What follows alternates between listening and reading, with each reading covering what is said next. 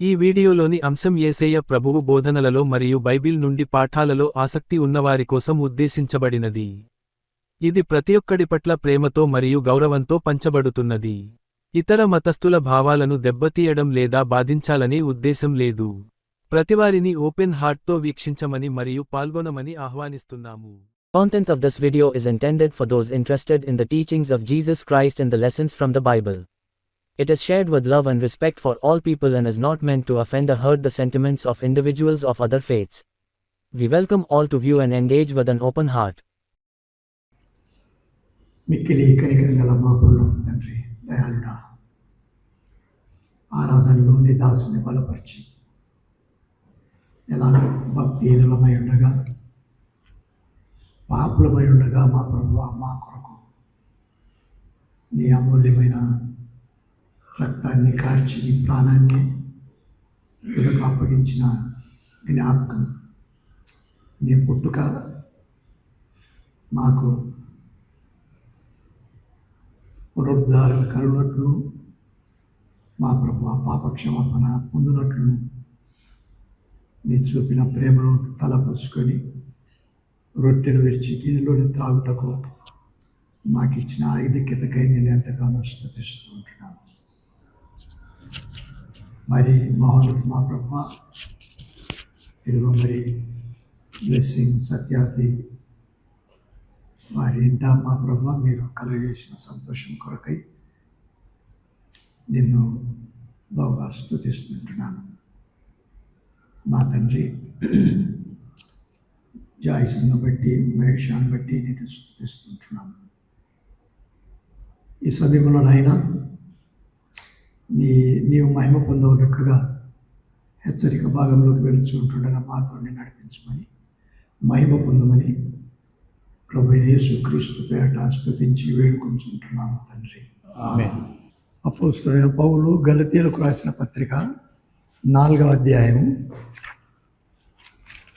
గలతీయులకు రాసిన పత్రిక 4వ అధ్యాయము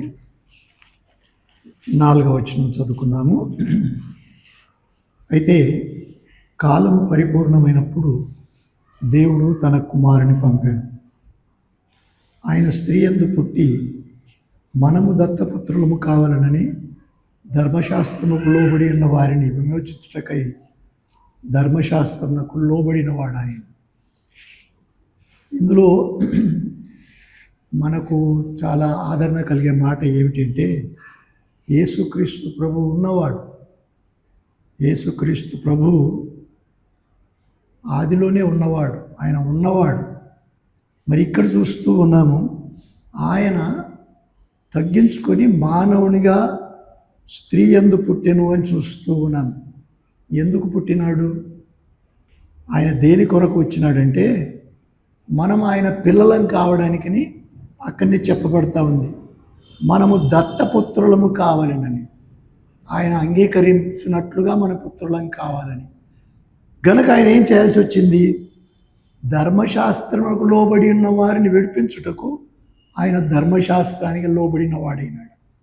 ఇది చాలా ఆశ్చర్యకరమైన మాట. ధర్మశాస్త్రంలో ప్రతి ఒక్కరూ పాపి అని పాపులనుగా తీర్చిందే కానీ పాపం నుండి ఎలాగో విడుదల పొందాలనో తాత్కాలికంగా జరిగినాయి కానీ శాశ్వతంగా జరగడానికి ఏది లేదు. కనుక క్రీస్తు ప్రభు తగిన కాలంలో మోసపుచ్చినవాడు అపవాది, సంకల్పించినవాడు దేవుడు. ఇలాగుండగా ప్రభు అయిన యేసుక్రీస్తు వస్తూ ఉన్నట్టుగా స్త్రీ యందు పుట్టినట్టుగా చూస్తూ ఉన్నాము. మనకు తెలిసిన సంగతి, మోషేను దేవుడు ఏర్పరచుకొని నీవు ఐగుప్తుకు వెళ్ళి ఫరోతో మాట్లాడాలని చెప్పినాడు. అయితే జరిగింది ఏమిటంటే, ఆయన మార్గంలో వస్తూ ఉండగా, దయచేసి నిర్గమకాండము 4వ అధ్యాయము 24-25 వచనాలు చదవండి, లేక 25వ వచనమే చదువుదాం. నిర్గమకాండము 4వ అధ్యాయము. సిప్పోరా వాడి 4:25 వచనం. అవును బాబు. సిప్పోరా వాడిగల రాయి తీసుకొని వాడిగల రాయి తీసుకొని తన కుమారునికి సున్నతి చేసి ఆ, అతని పాదముల యొద్ద అది పడవేసి ఆ, నిజముగా నీవు నాకు రక్త సంబంధమైన పెనిమిటి వైతు అనెను. అంతటా ఆయన అతనిని విడిచెను. అప్పుడు ఫ్రమ్ ఎక్సోడస్ చాప్టర్ 4 వర్స్ 25 అక్కడ చూస్తూ ఉన్నాము. సిప్పోరా ఏం చేస్తూ ఉన్నదంటే దేవుడు మోషేనే చంపడానికి వస్తూ ఉన్నాడు. ఎందుకు? సున్నతి పిల్లలకు ఆచరింప చేయలేదు. ఎంత తీవ్రంగా ఉందో చూడండి ఇక్కడ. కనుక సిప్పోర వెంటనే వాడిగల రాయి తీసుకొని పిల్లలకు సున్నతి చేసి నీవు రక్త సంబంధివైన పెనిమిటి అంటూ ఉందండి. రక్తం సున్నతిలో కూడా రక్తం కార్చవలసి వచ్చింది. ఈలాగున రక్తమును బట్టి కారణము దేవుడు అబ్రహాముతో చేసిన నిబంధన. ఆ ఏర్పాటులో కుమారులు కూడా ఆ సంతానంలోకి చేర్చబడాలి అంటే సున్నతి అవసరమైంది. మరి యేసుక్రీస్తు ప్రభు ధర్మశాస్త్రాన్ని అనుసరించి వచ్చినాడు. ఒక మాట రోమీలకు రాసిన పత్రిక 8వ అధ్యాయము 3-4 వచనాలు చదువుదాం చూడండి. ఎంత తేటగా ప్రభు ఎందుకు ఆయన వచ్చినది కనపడతా ఉంది. శరీరం అనుసరింపక రోమన్స్ చాప్టర్ 8 వర్స్ 3 and 4. శరీరం అనుసరింపక ఆత్మను అనుసరించే నడుచుకొను. వినండి, మనము శరీరం అనుసరింపక ఆత్మను అనుసరించే నడుచుకును. మనయందు ధర్మశాస్త్ర సంబంధమైన నీతి విధి నెరవేర్చబడవలనని ధర్మశాస్త్ర సంబంధమైన నీతి విధి నెరవేర్చబడవలనని పాప పరిహారము నిమిత్తము దేవుడు తన సొంత కుమారుని పాప శరీరాకారంతో స్త్రీ యందు ఆయన పుట్టినాడో పౌలు రోమీలకు తేటపరుస్తూ ఉన్నాడండి. ఏమంటూ ఉన్నాడు? పాప పరిహారం నిమిత్తము దేవుడు తన సొంత కుమారుని పంపి పాప శరీరాకారంతో పంపి. ఎలా పంపినాడు? పాప శరీరాకారముతో పంపి ఆయన శరీరమందు పాపమునకు శిక్ష విధించెను. వినండి, పాపమునకు శిక్ష విధించడానికి ఏది ధర్మశాస్త్రానుసారంగా శిక్ష అవసరము. రక్తం చిందింపబడాలి. రక్తం చిందింపబడకుండా పాపక్షమాపణ కలగనేరదు. గనుక శరీర ఆకారముతో, పాప శరీర ఆకారం అని చెప్పబడిందండి. పాపంతో కాదు, మనమంతా పాపంలో జన్మించిన వారము. అయితే క్రీస్తు ప్రభువు తగ్గించుకొని సమయంలోనికి వస్తూ ఉన్నాడు.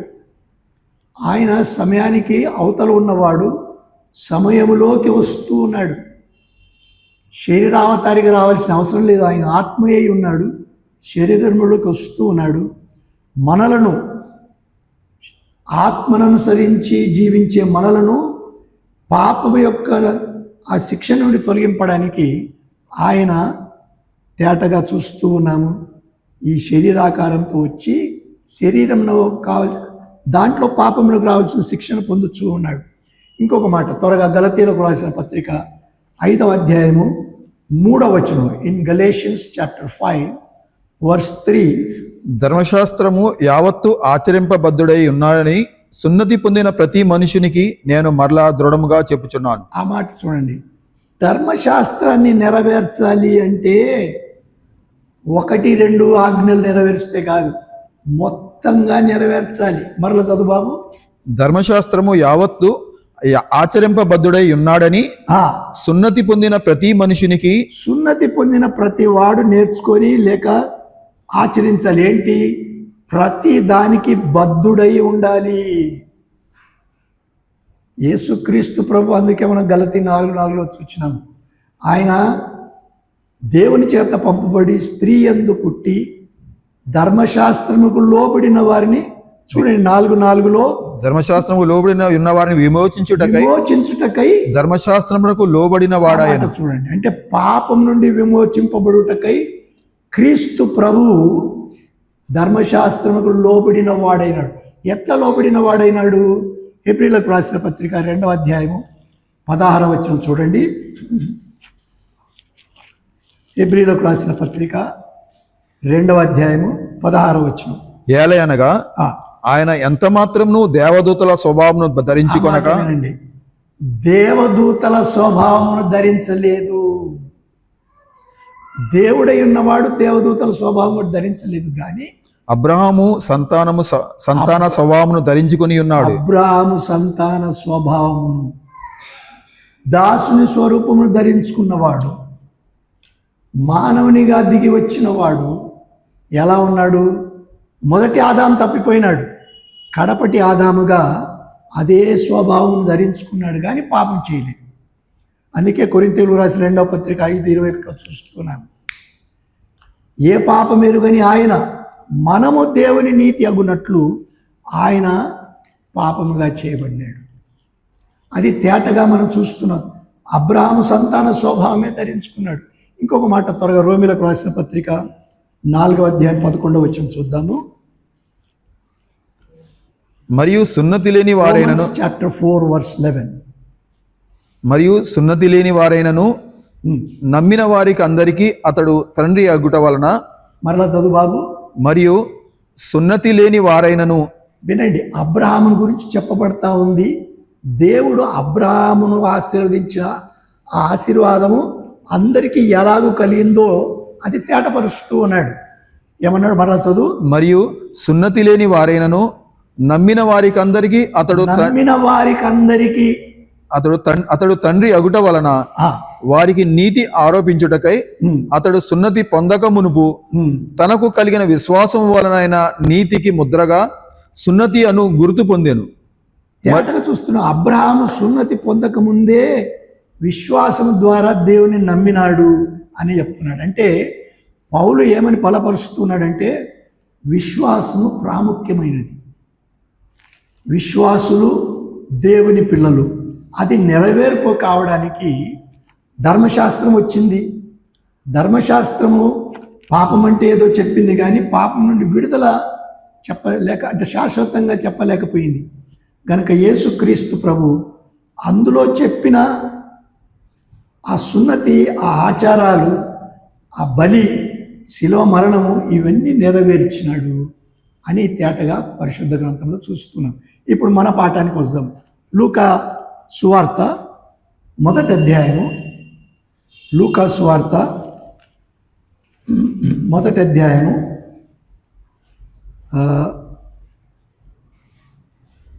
లేక 2వ అధ్యాయానికి వెళ్దాం. 2వ అధ్యాయము 22వ వచనం. 2వ అధ్యాయము 22వ వచనం. మోషే ధర్మశాస్త్రము చొప్పున వారు తమ్మును శుద్ధి చేసుకుని దినములు గడిచిన 21 చదువు ముందు. ఆ శిశువునకు సున్నతి, లూకాస్ గాస్పెల్ చాప్టర్ 2:21. ఆ శిశువునకు సున్నతి చేయవలసిన 8వ దినం వచ్చినప్పుడు, ఏమిటి బాబు? ఆ శిశువునకు సున్నతి చేయవలసిన 8వ దినము వచ్చినప్పుడు గర్భమంద ఆయన పడకము మునుపు దేవదూత పెట్టబడిన యేసు అను పేరు వారు ఆయనకు పెట్టిరి. చూస్తున్నామా? ఎందుకు ఈ పాఠం తీసుకుంటూ ఉన్నానంటే పేరు పెట్టడంలో ప్రాముఖ్యత. యేసు ప్రభు కూడా పేరు ఎట్లా పెట్టబడింది? ధర్మశాస్త్రానుసారంగానే పెట్టబడింది. ఇప్పుడు మరలా చదువు బాబు ఆ మాట. ఆ శిశువునకు సున్నతి చేయవలసిన 8వ దినం వచ్చినప్పుడు, 8వ దినం వచ్చినప్పుడు గర్భమంద ఆయన పడక మునుపు దేవదూత ద్వారా పెట్టబడిన యేసు అను పేరు వారు ఆయనకు పెట్టిరి అని చూస్తూ ఉన్నామండి. ఈ పేరు ఒకటి ముందు ఎవరికి చెప్పబడింది? యోసేపుగా, మరియగా?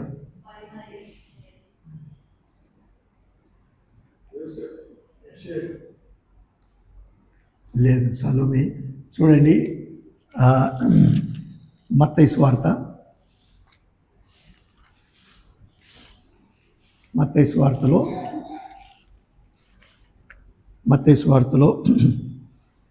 అధ్యాయము, మాథ్యూస్ గాస్పెల్ చాప్టర్ 1:18. 18వ వచనం నుండి చదవండి. యేసుక్రీస్తు జనన విధం ఎట్లనగా, ఆయన తల్లి అయిన మరియా యోసేపునకు ప్రదానము చేయబడిన తరువాత వారేకముగా కాక మునుపు ఆమె పరిశుద్ధాత్మ వలన గర్భవతిగా ఉండెను. ఆమె భర్త అయిన యోసేపు నీతిమంతుడై ఉండి ఆమెను అవమానపరచనొల్లక రహస్యంగా ఆమెను విడనాడను ఉద్దేశించెను. అతడు ఈ సంగతులను గూర్చి ఆలోచించుకొనుచుండగా ఇదిగో ప్రభుదూత స్వప్నమందు అతనికి ప్రత్యక్షమై, దావీదు కుమారుడైన యోసేపు, నీ భార్య అయిన మరియను చేర్చుకొనుటకు భయపడకుము. ఆమె గర్భము ధరించినది పరిశుద్ధాత్మ వలన కలిగినది. ఆమె ఒక కుమారుని కనును. తన ప్రజలను వారి పాపముల నుండి ఆయనే రక్షించును గనుక ఆయనకు యేసు అని పేరు పెట్టుదనని. ఇక్కడ యోసేపుతో దూత మాట్లాడుతూ ఉన్నాడు, కానీ ఎప్పుడు ఆమె గర్భవతి అయినప్పుడు. ఇప్పుడు లూకాసు వార్తకు రండి. లూకాసు వార్తలో మొదటి అధ్యాయము 31వ వచనం చదవండి. ఇదిగో నీవు గర్భము ధరించి కుమారుని కని ఆయనకు యేసు అని పేరు పెట్టుదువు. ఆయన గొప్పవాడే. ఏంటి? ఆయన గర్భము ధరించి కుమారుని కని అంటే అప్పటికి ఇంకా గర్భం ధరించిందా, ధరించలేదా? ధరించలేదు కనుక మొదట మరియకు తెలియపరచబడింది. ఎందుకు ఈ మాటలు మనం చదువుతున్నామంటే, మెట్టుకు దేవుడు అగుపడినప్పుడు తేటగా పేరు గురించి కూడా చెప్తా ఉన్నాడు. మనం కూడా ఒకటి ఆలోచన చేసుకోవాలి. మన తల్లిదండ్రులకు ఆలోచన దయచేసేవాడు పరిశుద్ధాత్మ దేవుడిని నమ్మాలి. మన పేరు ఏమైనా కానివ్వండి, ఏదైనా కానివ్వండి, కానీ మనుషులకు పేరులో ఒక ప్రాముఖ్యత దేవుడు పెట్టినాడు. ఎందుకంటే ఇదే పేరు ఒకరోజు జీవగ్రంథంలో వ్రాయబడాలి. దేవుడు ఈ పేరుతోనే ఒకరోజు పిలువనై ఉన్నాడు గనుక పేరు పరిశుద్ధాత్మ దేవుని యొక్క ప్రేరేపణలో తల్లిదండ్రులు పురికొల్పబడి అలా పెట్టినప్పుడు అది ఎంతైనా బాగా ఉంటుంది అని నా ఉద్దేశం. మాత్రమే కాదు, వీళ్ళు ఎలాగూ ధర్మశాస్త్రాన్ని అనుసరించినారు. ఇప్పుడు లూకాసు వార్త 2వ అధ్యాయము 22వ వచనం చదువుదాము. Will turn again to Luke's gospel chapter 2 verse 22. మోషే ధర్మశాస్త్రము చొప్పున వారు తమ్మును శుద్ధి చేసుకుని దినములు గడిచినప్పుడు, మళ్ళీ ఇక్కడ చూస్తూ ఉన్నాము, మోషే ధర్మశాస్త్రం చొప్పున వారు తమ్మును శుద్ధి చేసుకుని దినములు గడిచినప్పుడు ప్రతి తొలిచూలు మగపిల్ల ప్రభువుకు ప్రతిష్ఠ చేయబడవలెను అని ప్రభు ధర్మశాస్త్రమందు రాయబడినట్లు ఆయనను ప్రభువుకు ప్రతిష్ఠించుటకును ప్రభు ధర్మశాస్త్రమందు చెప్పబడినట్టు గువ్వల జతనైనను 2 పావురపు పిల్లలనైనను బలిగా సమర్పించుటకును వారు ఆయనను యెరూషలేమునకు తీసుకొని పోయిరి. యెరూషలేమునకు తీసుకొని పోతున్నారు. ఎవరిని? యేసు ప్రభు బిడ్డగా ఉన్నప్పుడు తీసుకొని వెళుతూ ఉన్నారు. దేని ప్రకారం అని వింటూ ఉన్నాము? ధర్మశాస్త్రానుసారంగా. ధర్మశాస్త్రము పుట్టుకలో నుండి ఆయన నెరవేర్చిన ప్రభు. అందుకే తేటగా మత్తయి సువార్త 7వ అధ్యాయం, నేను ధర్మశాస్త్రాన్ని కొట్టివేయటకు రాలేదు కానీ దాన్ని నెరవేర్చుటకే వచ్చి తిని అని ఆయన చెప్పుచూ ఉన్నాడు. ఇక్కడ ఒక ఆచారం అనండి, ఏమైనా అందాం మనము. మెట్టుకు లేవియ కాండం తిప్పుదాం. లేవియ కాండము, let us turn to Leviticus chapter 12. లేవియ కాండము 12వ అధ్యాయము. లేవియ కాండము 12వ అధ్యాయము. ఎలాగో ధర్మశాస్త్రాన్ని యేసు ప్రభువు నందు లేక యేసు ప్రభు అది నెరవేరుస్తూ వచ్చినాడో మనం చూడాలి. మొదట నేను క్లుప్తంగా మొదట చెప్తాను. మగబిడ్డ పుట్టినప్పుడు 8వ రోజున సున్నతి చేయబడాలని విన్నాను. మరి ఆడపిల్ల అయితే ఎలాగో సున్నతి అన్నట్లు అనుకోవచ్చు. కానీ తొలిచూలు నిర్గమాకాండ 13వ అధ్యాయంలో తొలిచూలు బిడ్డ ప్రభు కొరకు ప్రతిష్ఠింపబడాలి. ప్రతిష్ఠింపబడడం అంటే అర్థం ఏంటి? ప్రత్యేకింపబడాలి. ఎవరు? ఆ రోజులలో ఇశ్రాయేలీయులు. ఈ రోజులలో మనకు పాత నిబంధన ఆచారాలు అవి లేవు. అయితే ఒకటి, తల్లిదండ్రులు పిల్లలు ఎలాగో ప్రభు కొరకు ప్రత్యేకంగా జీవించాలనో బాధ్యతలు కలిగి ఉండాలని దేవుని యొక్క ఇష్టం. అది ఎందుకు ప్రతిష్ఠించమన్నాడు? ఈ మాట ముందు చదువుకొని తర్వాత నిర్గమాకాండానికి వెళ్దాము. ఆ చదువు బాబు. నిర్గమాకాండం 12వ అధ్యాయంలో 12వ అధ్యాయంలో సరే 8వ వచనం. ఆమె గొర్రె పిల్లను తేజాలని ఎడల ఆమె 2 తెల్ల గువ్వలనైనను 2 పావురపు పిల్లలనైనను దహన బలిగా ఒకదానిని పాప పరిహారద బలిగా ఒకదానిని తీసుకుని రావలెను. యాజకుడు ఆమె నిమిత్తము ప్రాయశ్చిత్తము చేయగా ఆమెకు పవిత్రత కలుగును. ఇక్కడ అర్థమవుతా ఉందా? యేసుక్రీస్తు ప్రభువు లూకాసు వార్తలు తీసుకొని వచ్చినప్పుడు ఆమె వాళ్ళు ఏం తీసుకొని వచ్చినారంటే 2 పావురపు పిల్లలు. ఇప్పుడు ఆయన ఇది ఇలాగే పెట్టుకొని లూకాసు వార్త 2వ అధ్యాయము 24వ వచనం ఆఖరులో అది చదవండి. ముందు ప్రభు ధర్మశాస్త్రం చెప్పబడినట్టు గువ్వల జతనైనను 2 పావురపు పిల్లలనైనను బలిగా సమర్పించుటకును వారు ఆయనను యెరూషలేముకు తీసుకొని పోయిరి. దీని అర్థం ఏంటి?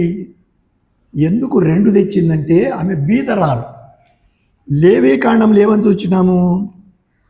గొర్రె పిల్లని తేవాలి, అది బలి, దహన బలి. మరొకటి తెల్లగువ్వ అయినా కానీ పావురమైన. వీరు బీదవారు. ఆయన ధనవంతుడయ్యుండి తన దారిద్ర్యం వలన మనము ధనవంతులము కావాలని, ఐశ్వర్యవంతులము కావాలని మన నిమిత్తము ఆయన దరిద్రుడైనాడు అనే మాట కూడా నెరవేర్చబడతా ఉందండి. సరే, వారేం చేసినారు? 2 పావురపు పిల్లల్ని తీసుకొని వచ్చినారు. ఇప్పుడు మరలా లేవియాకాండం 12:8 చదువు బాబు. ఆమె గొర్రె పిల్లను తేజాలని ఎడల ఆమె 2 తెల్ల గువ్వలనైనను 2 పావురపు పిల్లలనైనను దహన బలిగా ఒకదానిని పాప పరిహారార్థ బలిగా ఒకదానిని తీసుకుని రావలెను. యేసుక్రీస్తు ప్రభు ఏం పాపం చేసినాడు? ఏ పాపం ఎరగని ఆయన. తల్లి కూడా ధన్యురాలుగా చక్కగా జీవించిందని యూదులందరిలో దేవుడు ఏర్పరచుకున్న తల్లి. అయితే ధర్మశాస్త్రానుసారంగా నెరవేర్చబడుటకై పాప పరిహారార్థ బలిగా ఒక పావురపు పిల్ల చంపబడాలి. యేసుక్రీస్తు ప్రభు కూడా దాన్ని నెరవేరుస్తూ ఉన్నాడు. దేనికి? తండ్రి రొమ్మున నుండి వచ్చినవాడు. ఇక్కడ ఒక యాజకుడు ఆ రక్తాన్ని తీసుకొని వారి తరపున దేవునికి అప్పచెప్పి ఆడించాలి. అది క్రమం. యేసుక్రీస్తు ప్రభు ఏ పాపం చేసినవాడు కాడు. కానీ నీ కొరకు నా కొరకు తను ఎలాగ అగపరుచుకుంటూ ఉన్నాడు? దాసుని స్వరూపంలో అగపరుచుకున్నాడండి.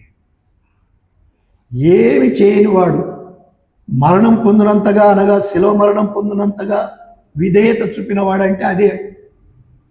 అప్పుడు ఆ పావుర పిల్లను వారు బలి చేసి ఏం చేస్తూ ఉన్నారు?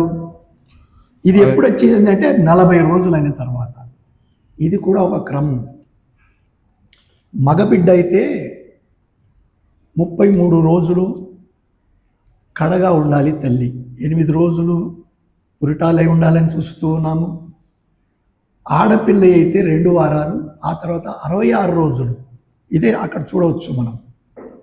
ఆమె కడగా ఉండాలి అని చెప్పి, ఆ తర్వాత వారు మగపిల్ల అయినా ఆడపిల్ల అయినా. ఇప్పుడు రండి మళ్ళీ లేవియాకాండానికి 12వ అధ్యాయంలో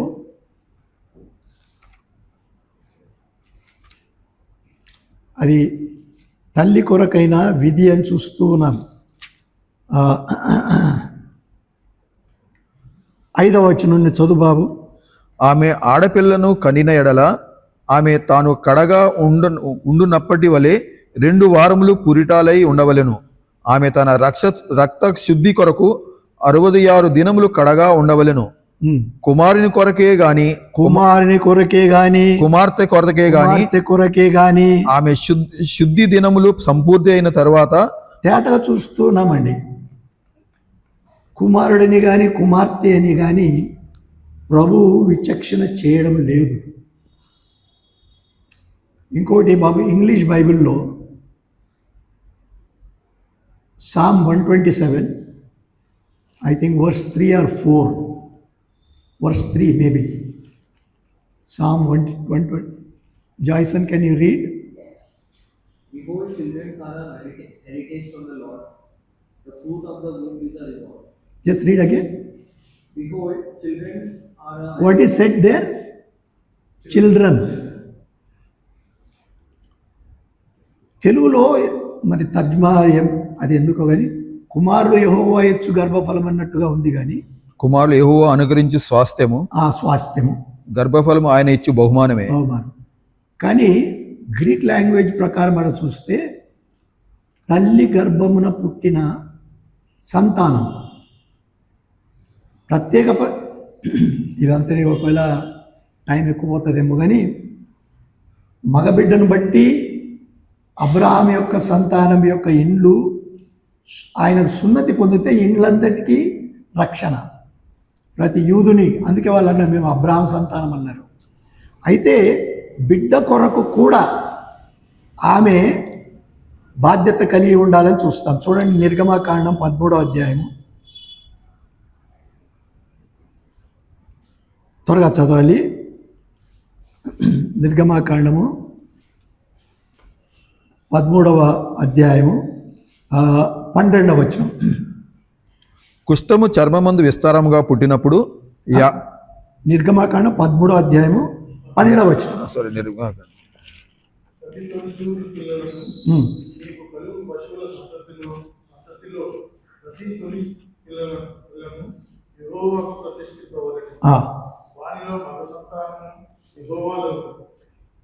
అందరినీ ప్రతిష్ఠించాలి, మగబిడ్డ యెహోవాదగును అంటూ ఉన్నాడు. కానీ ప్రతిష్ఠిత అందరి కొరకు.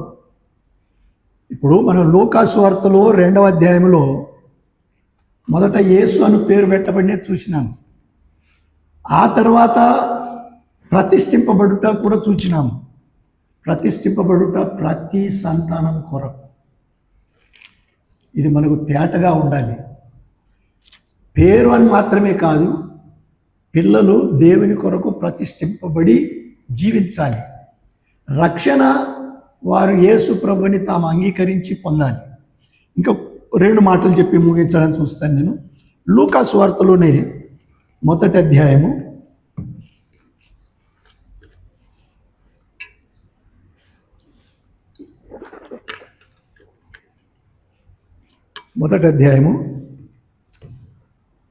13వ వచనం చదువు బాబు. Luke's Gospel, chapter 1, verse 13.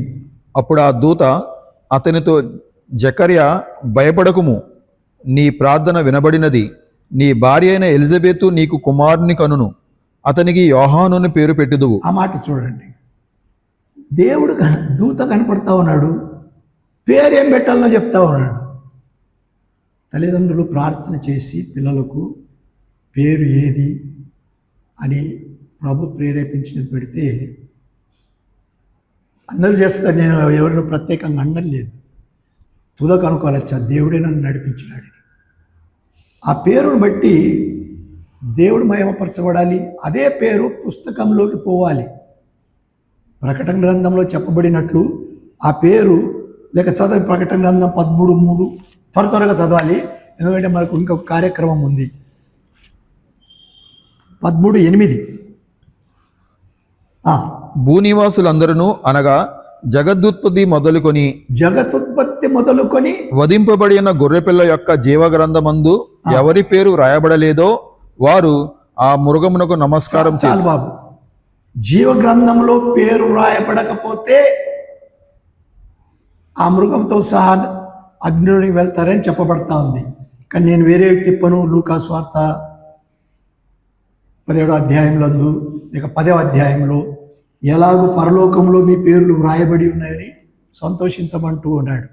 సరే, ఈ లూకాసు వార్తలో మనం ఇప్పుడు చదువుతున్నాం కదా, జకర్యాతో చెప్పబడిన మాట. ఇక్కడ కూడా 18వ వచనం చదువు బాబు. జకర్యా ఇది నాకెలాగూ తెలియను, మాట నేను చెప్తాను. ఆయన సందేహపడుతూ ఉన్నాడు. మీరు తర్వాత వెళ్ళి చదువుకోండి. ఆయన అడిగిన ప్రశ్న, మరియ అడిగిన ప్రశ్న సందేహం. కానీ మరియలో సందేహం లేదు. నీ చిత్తమే నెరవేరునుగాక అంటా ఉంది. ఈయన సందేహపడినందుకు ఈయన నోరు బూయపడతా ఉంది. జరిగింది ఏంటో చూద్దాం. చూడండి ఆఖరుకు అదే అధ్యాయము 57వ వచనం.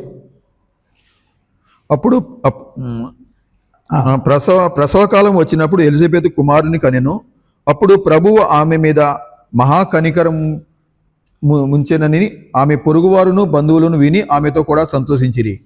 8వ దినమున వారు శిశువునకు సున్నతి చేయవచ్చి తండ్రి పేరును బట్టి జకర్యా అను పేరు వానికి పెట్టబోచుండగా 8వ దినమున సున్నతి పేరు 8వ దినమున వానికి పేరు పెట్టబోచుండగా తల్లి అలాగ వద్దు, వానికి యోహానును పేరు పెట్టవలని. యోహాను పేరు ఎవరికి చెప్పబడింది? అసలు జకర్యాకు చెప్పబడింది. జకర్యాకు చెప్పబడింది. కానీ ఆయన పంచుకొని ఉండవచ్చు, లేదని లేవు.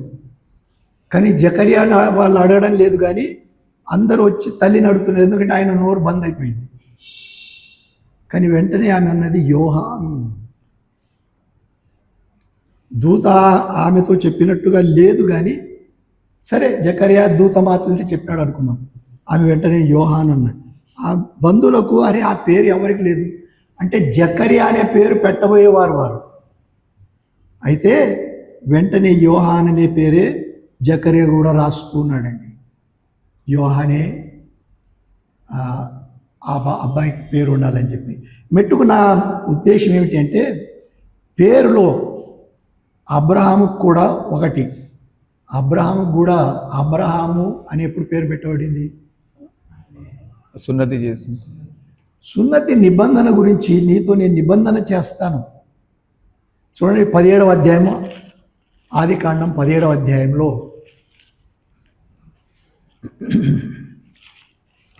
ఆదికాండం 17వ అధ్యాయము మొదటి నుంచి చదువు బాబు, 5 వచనాలు త్వరగా. అబ్రాము 99 ఏండ్ల వాడైనప్పుడు యెహోవా అతనికి ప్రత్యక్షమై, నేను సర్వశక్తి గల దేవుడను, నా సన్నిధిలో నడుచుచు నిందారహితుడై ఉండుము. నాకును నీకును మధ్య నా నిబంధన నియమించి నిన్ను అత్యధికంగా అభివృద్ధి పొందించేదనని అతనితో చెప్పెను. అబ్రాము సాగిలపడి ఉండగా దేవుడు అతనితో మాట్లాడి, ఇదిగో నేను నియమించిన నా నిబంధన నీతో చేసి ఉన్నాను. నీవు అనేక జనములకు తండ్రి అగుదు, మరియు ఇక మీదట నీ పేరు అబ్రాము అనబడదు. చూసినారా?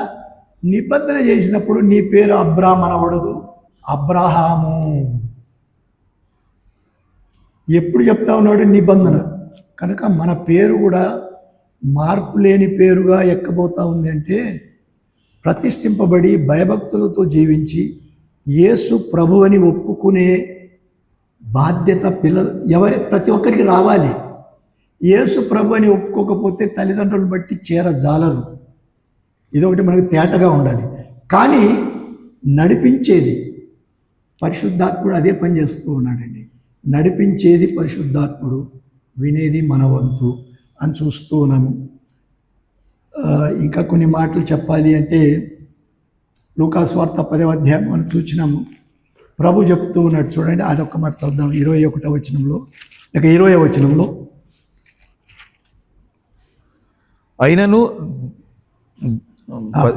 అయినను దయ్యములు మీకు లోబడుచున్నవని సంతోషింపగా మీ పేరులు పరలోకమందు వ్రాయబడి ఉన్నవని సంతోషించుడని వారితో చెప్పాను. తుదకు మన పేరు అక్కడ వ్రాయబడాలి. చాలాసార్లు పేరు ప్రతి చోట కనబడాలన్నట్టు రాసుకుంటూ ఉంటారండి. మనుషులకు అదొక పెద్ద ఇష్టము. అయితే ప్రభు చెప్తూ ఉన్నాడు, అది కాదు మీ ఇష్టము, పరలోకంలో వ్రాయబడి ఉండాలి. పేతురుతో కూడా అన్నాడు, నీవు యోహాను కుమారుడు అయిన సీమోను, కానీ నీవు పేతురు అంటూ ఉన్నాడు, లేక కేఫావు అంటూ ఉన్నాడు. పెట్రాస్ అంటే పేతురు, నువ్వు పేతురు అంటూ ఉన్నాడు. పేతురు అనే పేరు దేవుడు పెట్టిన పేరండి. కొన్నిసార్లు కొన్ని పేర్లు మార్చబడతాయి. మెట్టుకు ఏది ఉన్నా కానీ నీ పేరు మార్చబడినా మార్చబడకపోయినా పేరు పరలోకంలో జీవగ్రంథంలో ఎక్కబడేదిగా ఉండాలి. ఇలాగున అనేకుల పేర్లు ఎలాగూ దేవుడు ప్రతి ఒక్కరికి తన ఇష్టానుసారంగా చెప్పుచున్నాడు. సంసోనుకు కూడా చెప్పినాడు, మానవ బిడ్డకు రక్షకునిగా పుడతాడు సంసోను. ఆయన ఎలాగో ఉండాలి అనే పరిస్థితులు మెట్టుకు పేరును బట్టి దేవుడు మహిమ పొందాలి అని చూస్తూ ఉన్నాము. ఒక్క మాట కొలసీలకు రాసిన పత్రికలో 2:11 చూడండి.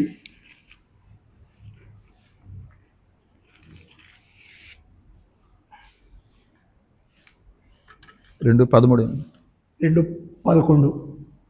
మీరును క్రీస్తు సున్నతి యందు శరీరేచ్ఛలతో కూడిన స్వభావమును విసర్జించి ఆయన యందు చేతులతో చేయబడని సున్నతి పొందితిరి. చూసినారా, మనం కూడా సున్నతి పొందితిమి అంటూ ఉన్నాడు. ఏ సున్నతి? చేతులతో చేయబడిన సున్నతి కాదు, చేతులతో చేయబడని సున్నతి. అంటే అన్ని పొందొచ్చు ఉన్నాం యేసుక్రీస్తు ప్రభు నెరవేర్చుటను బట్టి. ఆఖరిగా ఒక హెచ్చరిక, ప్రకటన గ్రంథం 3:1 చూడండి. సార్దిస్లో ఉన్న సంఘపు దూతకు ఇలాగూ రాయము, 7 నక్షత్రములను దేవుని 7 ఆత్మలను గలవాడు చెప్పు సంగతులేవనగా, నీ క్రియలను నేను ఎరుగుదును. ఏమనగా, జీవించుచున్నావన్న పేరు మాత్రమున్నది గాని నీవు మృతుడవే. నీ క్రియలు నా దేవుని ఎదుట సంపూర్ణమైనవిగా నాకు కనబడలేదు గనుక. చూడండి, ఇది ఒక హెచ్చరిక. కొన్నిసార్లు వెదకి అతిశయోక్తంగా పేరు పెట్టుకోవచ్చు, కానీ ఆ పేరుకు తగినట్టుగా జీవించకపోవడం. జీవిస్తూ ఉన్నావు అన్నట్టుగా పేరు ఉంది కానీ నీవు మృతుడవే అంటూ ఉన్నాడండి. మనమంతా క్రైస్తవులమనే పేరు పెట్టుకొని ఉన్నాము, విశ్వాసులము అనే పేరు పెట్టుకున్నాం. అలాగ జీవిస్తూ ఉన్నామా? కనుక పేరులో ప్రాముఖ్యత ఉంది, లేకపోలేదు. ధర్మశాస్త్రానుసారంగా అది సరి అయినదే. ప్రత్యేకత ప్రతిష్ఠింపబడుట సరి అయినదే. మగబిడ్డ అయినా ఆడబిడ్డ అయినా ప్రతిష్ఠింపబడాలి ప్రభు కొరకు.